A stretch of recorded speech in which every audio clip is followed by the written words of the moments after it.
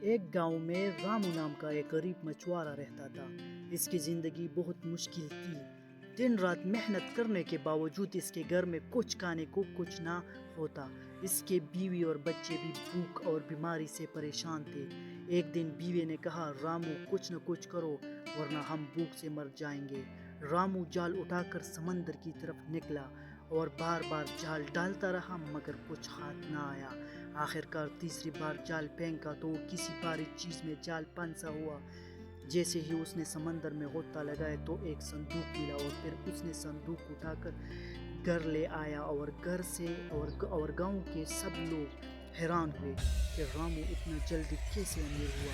تو گاؤں کے سب لوگ میں ایک آدمی بھی تھا جو لالچی تھے۔ اس نے رات صندوق چوری کرنے کا پلان بنایا اور صندوق چوری کیا، لیکن صندوق خالی تھا کیونکہ سارا سونا رامو نے بوری میں ڈالا تھا۔ تو لالچ بری بلا ہے۔